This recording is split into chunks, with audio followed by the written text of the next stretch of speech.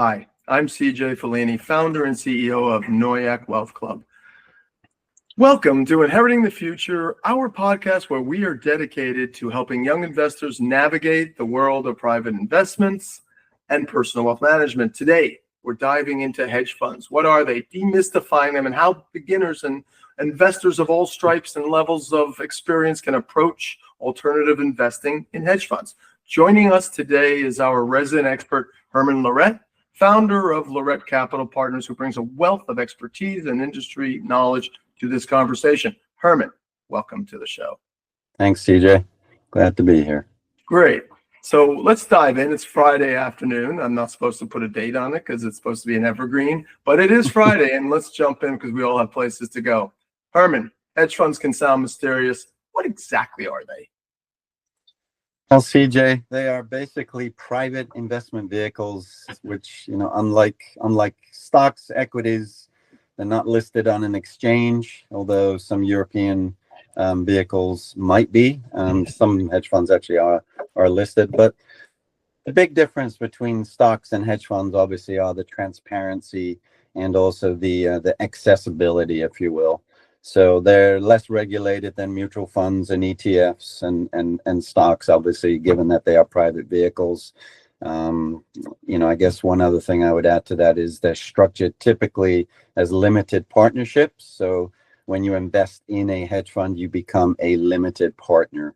There are some other structures, like I mentioned, UCITS in Europe, and then there are also things called SMAs, which is when you're a very large investor, you get to have your own account with a manager and set up what's called an SMA, which stands for a separately managed account. Okay.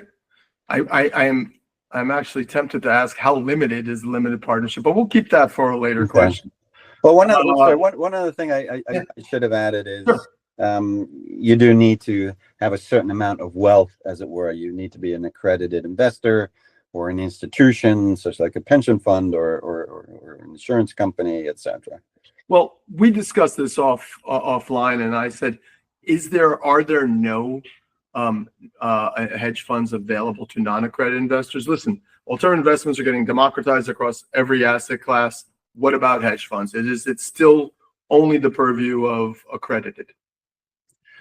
That is true. You can also be a client of, for example, Morgan Stanley or one of the large investment banks, and you can be a client of theirs in the investment, in the private banking division. But by virtue of you being a client of the private bank, you probably are an accredited investor. But let's say theoretically, you could potentially get access through one of their vehicles through investing a smaller amount, and you don't need to invest $1 million, which I think is.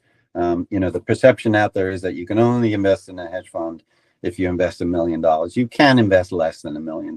You just need to, comply with the various sort of restrictions, if you will.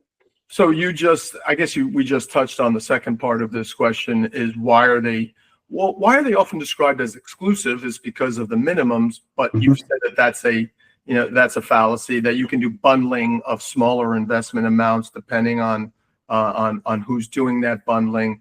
But you know what? I still want to back up and harp on that question about accredited versus non-accredited. Do you think that even the wealth management banks at Morgan Stanley, Bank of America, Private Bank, could you still be a non-accredited investor and invest in a hedge fund? Is there anything legally restricting you from being part of a group as a non-accredited investor to invest in hedge funds? Actually, CJ, that's a good question. And having been in finance for 34 years at this point, I should know that answer.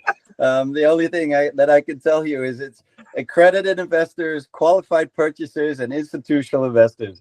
Those are the three requirements to invest in a hedge fund. Well, I'm guessing that means no to non-accredited. But I think the answer is no. Yeah. I think the answer is no. But we're going to press on. And why are they often described as exclusive? Just touched on that, and complex. Are they trying to keep everyone out by putting up this wall of complexity? Well, given the fact that hedge funds are typically small from an infrastructure standpoint, if you can imagine if it was open up to retail and you had tens of thousands of investors, right? That would be a headache for a hedge fund because they wouldn't be able to to cope with that operationally, just because of the complexities of some of the underlying instruments and so forth. So from that perspective, from a hedge fund manager's perspective, they sort of want to keep it somewhat exclusive so that they have as few as investors as possible, but they write big checks. That's the most efficient way for them to run a business. Basically, they don't want to talk to a lot of people, and they're a bit lazy. Well, I'm not sure about the lazy component. Trust me, I've worked at a hedge fund. I was a portfolio manager at a hedge fund. It is 24/7. Trust me. Okay. You are trying to grind out returns for your investors at the end of the day, and all right, to make money for yourself. I do believe you. Okay. Now, apparently, we've all heard that hedge funds make money in any market. You've told me that a couple of times, but how do they do that behind the scenes? Behind the scenes. So let me walk you through an example. And you may have heard of multi-strategy hedge funds.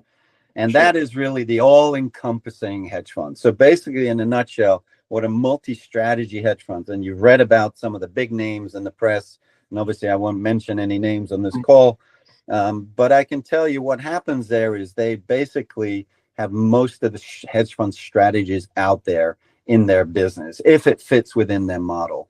And so, for example, remains nameless, but a over $50 billion multi-strategy hedge fund might have 160 teams working at the firm, and they are trading most of the strategies. So that would be, equity long short, that would be event, that would be global macro, it would be quant systematic, it would be relative value arbitrage, and themselves the multi-strats. But they include most of the strategies in their business.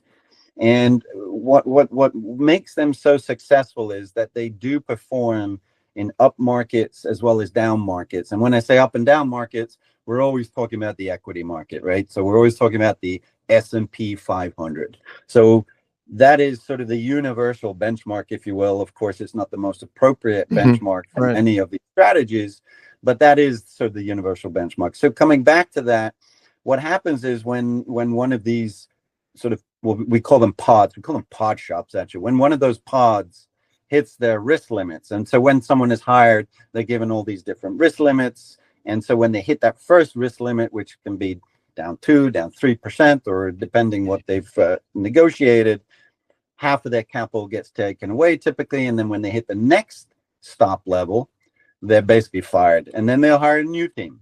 And so they just churn and churn and churn these guys. But what makes this model successful is these guys try to stay within these guardrails, these stop loss levels.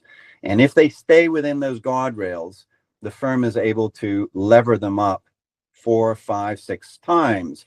So for example, a PM gets hired, he says you're going to be able to trade $1 billion. Now, if he only makes 4 or 5% on what he believes is $1 billion that he's running, that's terrific. Now, it doesn't sound like a lot of money, right? But at the end of the day, 4 or 5% on $1 billion is a lot of money for the firm. The reason is they're not allocating him $1 billion.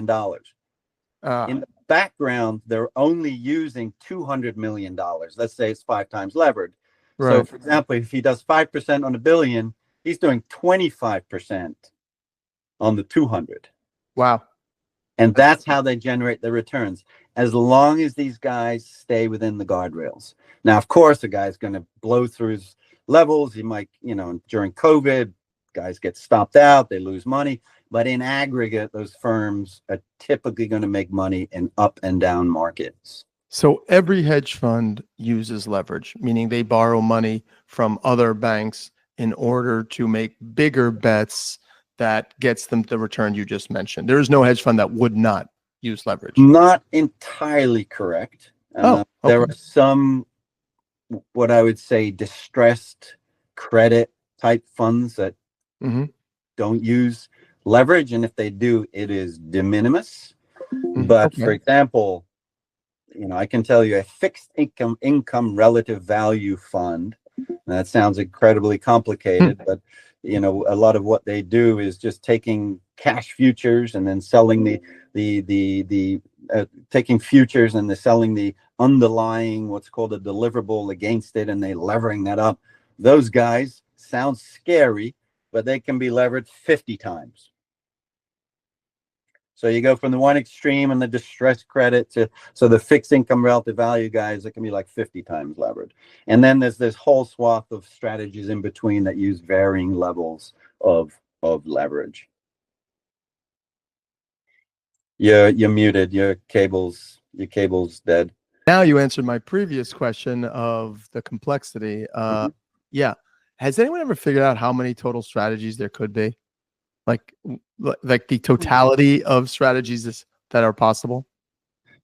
Yeah, that's a good question. I mean, most strategies get bucketed within a sort of a headline strategy. So even within, what is the most common strategy, which is the long short equity strategy. So basically what those hedge funds do is they look for stocks that they think are cheap, are undervalued, or have a great product pipeline, etc. And then they sell stocks that they don't own short. And this is where the borrowing and leverage comes into effect. They sell companies that they dislike, poor earnings, etc. against it. Within that universe of hedge funds, there are many, even just within that. So there could be sector specialists. It could be it could be a pharmaceutical. It could be biotechnology. It could be TMT, as it's called. All these different strategies within that. Is there anywhere? I mean, it's got to be a hedge fund trade association. Is there anyone that has an actual full directory of how many hedge funds are out there with all their strategies? Well, there are many databases. I won't be marketing any of those on the call, but there are a number of large databases that have multiple thousands, 10,000 hedge funds in there with their returns, their historical returns. And this is where the due diligence comes into effect. So you can use these databases to do your return, so your comparable peer analysis, return analysis, if you will, by subscribing to one of these databases. But you really do have to know what you're dealing with, because as you know, over the years, there have been some very poor and bad actors in the space. And so it's imperative, if you do get involved in hedge funds, to really go through someone. If you're very new to it, you can go through a fund of hedge funds, which is a firm that invests. Their job is to invest on behalf of investors in hedge funds. Interesting. And so that actually gives you a diversification within a hedge fund asset class, because it's like a fund of funds where, they're picking, it's almost like an ETF of hedge funds in a way. Yeah, right? Effectively. The only thing that I would say is that you are adding another layer of fees. Right. And we all know about the proverbial 2 and 20, right? So if people say, oh, it's a 2 and 20 fund, what does that mean? Well, it's very simply, it means the fund charges 2% management fee, right? So each month, 1/12 of 2% gets taken out of your capital and is used to manage the firm. And then on top of that, at the end of the year, returns are crystallized, as they say, at the end of the year. Some people crystallize quarterly. I've never invested in a quarterly crystallization fund. End of year, the returns, the profits are crystallized at year end, and then 20% of those returns are taken out for the manager, and the investor keeps the rest. I always, it's funny. I love that word, crystallization, though. Crystallizing profits. It's a great sound. I always wondered if they got that 2% taken monthly or quarterly or just at the end of the year. So they actually do it monthly. They take their overhead fees monthly. Interesting. Yeah. All right. So many options available to the retail investor. We've talked about, what I do as a retail asset manager, democratizing other asset classes, real estate, fine art, venture capital, no hedge fund. And actually, in full disclosure, I've never invested in hedge funds because I didn't fully understand them. And I already had, my brain was full. So I'm not going to invest in something I don't understand. Right. So there's so many options available. Crypto, ETFs, private market alts, like I mentioned, from real estate. Why should the young investor even think about, with whom may not have sky high, should they even be involved in hedge funds? Is this just, an investment too far for them? So I would say it really depends on where you are in your life cycle, right? If you're 30 years old, you should probably be 80% in equities at the end of the day. Now, the big question is, what do you do with the other 20%? Obviously the traditional 80-20 is 80 in stocks and 20 in bonds. But theoretically, could you diversify some of that 20%? Potentially. I would say a multi-strategy hedge fund, for example, is a lot better than a cash surrogate or a fixed income surrogate, especially when rates were zero. And of course, we just came out of a very, very long period where rates were 0%. If you invested in a multi-strategy hedge fund doing anywhere from, call it 8 to 15%, you were doing very well. So from that perspective, if you had 80% in stocks and you diversified your 20% into some alternatives and into hedge funds within that space, you would have done very well. So Right. I would say yes. Obviously, as that 20% grows and the 80% declines, you probably want to increase your diversification as you approach your retirement age. And Right. within that, I think hedge funds are a good diversification asset class because, as you mentioned, they typically do well in up and down markets. Now, I would preface that not all strategies do well in up and down markets. So you have to be selective within that space because there are some hedge fund strategies. For example, high yield, right? If you're just long high yield and they're picking all the best high yield bonds, there is an equity component to that. So the beta or the correlation, if you will, of some of those strategies to the equity markets can be on the higher side. So if you are an accredited investor and as an accredited investor, that probably in this country puts you into a little bit of a high net worth category, and there's many slices of that. And if you're going to invest not a ton, but you do have a wealth manager at one of the large iBanks, you could say theoretically, hey, can you bundle X dollars into some hedge funds you have access to as part of a diversified alternative investment strategy? That's sort of what I just heard you say. I completely agree. And actually, I just circle back a little bit to your question about should young people be investing. So, again, if you think about what people are going through in their lives. So, for example, my daughter just recently bought an apartment. So, congratulations. No, thank you. So, in that situation, would she invest in hedge funds? Probably not, because she needs her money back.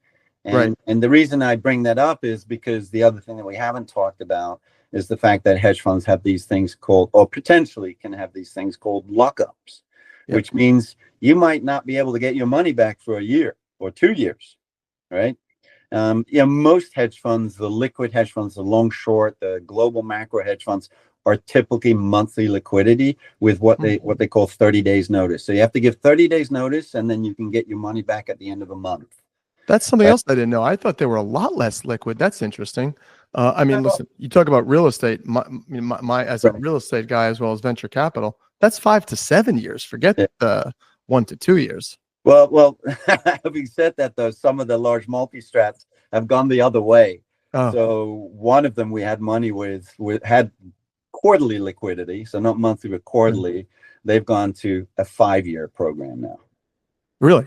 So if you are young and you need your money because you want to buy a house or you have some big expense that you want the cash for, then hedge funds are probably not for you unless you're in something that's maybe monthly liquidity.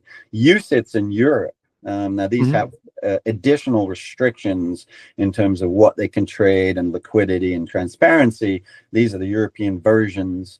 And many hedge funds have a UCITS program where you can invest in. You get a lot more transparency, you get a lot more liquidity, but it's sort of the B player of the strategy. So typically those returns are not going to be as good as the main strategy. And the whole point in even taking on all this complexity and doing the due diligence and maybe engaged in the lockups is because of the returns. They're better than you're going to get elsewhere. And if they're not, forget it, right? There's a lot of work involved. You have, the due diligence. It's not like you can look at a stock and look at his balance sheet and income statement and cash flow statements and assess whether it's a great stock. We all know Apple stock, Microsoft. I mean, I'm wearing, an Apple Watch. I've got an iPhone. I got an iPad. We know they make terrific products. A hedge fund, you got to do a lot of due diligence, and you don't really know what they own for the most part. You get a newsletter at the end of the month talking about, oh, we did this, that, and we bought this bond, or we sold this stock. But at the end of the day, you're not going to see every single line item that they own or are short. Unlike, an ETF, you know exactly what you own. Right. All the Right. stuff. Good. That's a good point about opacity and transparency. That's something else that people should know about hedge funds, is that they are not required to do the types of reporting that a Regulation A fund or a Regulation D fund that is registered with the SEC has to do, a 506c exempt type of fund. Right. They don't have to do this type of reporting. Is that correct? Yeah, they're private investment vehicles. They can basically do what they want. Now, once you get over a certain $100-something million, become SEC regulated, there's some additional costs for the manager there. There are some things that they have to comply with, but they don't have to show all their positions or anything. Now, if you're a growing hedge fund and you're trying to raise assets, your back is somewhat against the wall if some big investor comes in and says, hey, I'm going to write you a $250 million check, but every month I want to see the portfolio. What are you going to say? What are you going to say to that as a manager that's trying to raise capital, has been struggling to raise capital, and has gotten to 100 million, and some guy comes along and says, I love your strategy, but this is what you need to do to get my check. Right. I'm not concerned that some of those $250 million whales are listening to the Noyak Wealth Weekly Personal Wealth Management podcast. It's more the rest of us who are wondering, are hedge funds for us? I mean, listen, I know you definitely think yes, it's a bit talking your own book, but there is an element here, and there's definitely things I just learned, especially about the liquidity. I knew about the lack of transparency and the complexity. I love it. Anyway, listen, what should retail investors look out for to avoid the common pitfalls? What if you could succinctly put in the top 3 due diligence items, what would they be?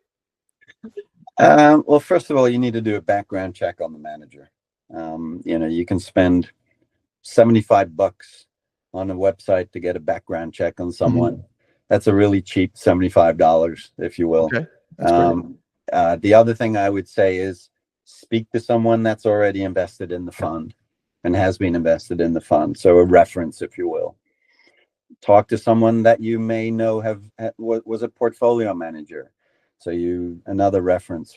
So this is what we typically do. We go down, we have a checklist of things that we do when we do due diligence on a hedge fund. So you're talking about the operational due diligence. How good are the operations? Do they have a good administrator? Do they have a good, lawyer? Do they have a good system? Are they using external trading systems? And most importantly, what are they using for pricing? Are they using their, quote, internal models? That's the wolf in the hen house. External pricing, right? A lot of hedge funds will send these instruments. They won't show the whole portfolio, but the banks around the street at month end will get these inquiries from these hedge funds, and they'll ask 3 or 4 banks for quotes on these instruments, and they'll take the average of those quotes, and then they'll use those quotes for their pricing at month end. What I don't like, that's how they mark to market, is they're doing basically polling surveys. Well, stocks obviously are marked. They're exchange traded. We know exactly what the closes are in the stocks, right? So if you're investing in a long short hedge fund, they can give you the month end returns basically at month end, right? But if you're a derivative heavy hedge fund, so if you're a fixed income relative value fund, then you're trading a lot of derivatives. Swaps and swaptions and CDS and all these sort of derivative products. Those are obviously more complex, and they take a day or two potentially to get those prices from the dealers as they all close in their books at month end. So those month end returns you won't get on month end. You'll get those over the course of maybe the next week or 2 weeks after the closing of the month. Okay. Last question. They promise big returns.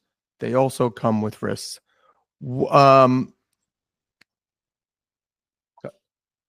if you're curious, if you're a younger investor, we talked about this. We make some ideas. If you're curious about hedge funds, Mhm. we know how you can get started. You gave us the due diligence points.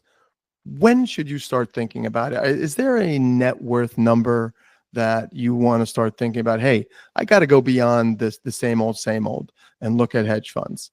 I mean, are you saying, let's say, we're talking about retail. Is it 500? Is it 100? Is it 5 million? When do you think it is even worth someone's time to start thinking about hedge funds if they have a net worth of X? Mhm. Yeah, I mean, I would say if your net worth is $5 million and above, you should probably have some hedge funds in there because, the whole thing about hedge funds is it allows you to gain access to strategies that you ordinarily would not be able to get access to. So, for example, me as an individual, could I go out and get, an ISDA place and get derivative documents and start trading swaps and CDS? Well, it's not so easy for an individual to do that. But if I want to get access to, someone that has great access to high yield issuance, right? So they've got a great relationship with the banks, and they're in these deals, and they're getting the deals as they're issued, the equivalent of IPOs, but in fixed income. That's a way for me to get access to something that is ordinarily only accessible to the large institutional investors. So you're in the same pool as essentially large institutional investors by going through a hedge fund and getting access to those types of deals. So you're getting access to things that as an individual you would not be able to get access to. That's really, at the end of the day, why you should probably invest in hedge funds, as well as the things that we've discussed, which is the diversification benefits. Right. So, okay, great. Summarize. Available to retail, but only accredited investors. They're really there for higher returns if you want to get that alpha, aka the higher returns, but primarily there for portfolio diversification. Do your due diligence. You gave some top 3 great tips. Getting a background check on the portfolio manager. That's a great idea. Actually, we should use that tip for all types of funds and managers. And last but not least, probably you should have a minimum net worth of $5 million. That's not $5 million investable assets. That's a total net worth that you want to start looking to get access to type of strategies you're not going to be able to do on your own. You're not going to be able to do at ETFs or anywhere on the Ameritrade or Merrill Edge. These are things that go beyond the norm, but they can be very valuable. Agreed. Was that a fair summary of today? I think you hit the nail on the head, CJ. All right. Well, hey, Herman, I want to first thank you and also everyone. Herman's our guest contributor. If you look at this Sunday's newsletter, he will be he wrote the Demystifying Hedge Funds, which is basically a Hedge Fund 101 primer. And I want to thank all of our viewers for tuning in. If you enjoyed today's episode, please click the link and subscribe. And there's also a QR code. Whichever way you want to get to the subscription page, please do so. And share it with a friend. We're doing some referral awards. We're giving some swag. And for more, stay with Noyak Wealth Weekly, and we'll be here to bring you Access Granted. Thanks, CJ. Thank you. Bye-bye.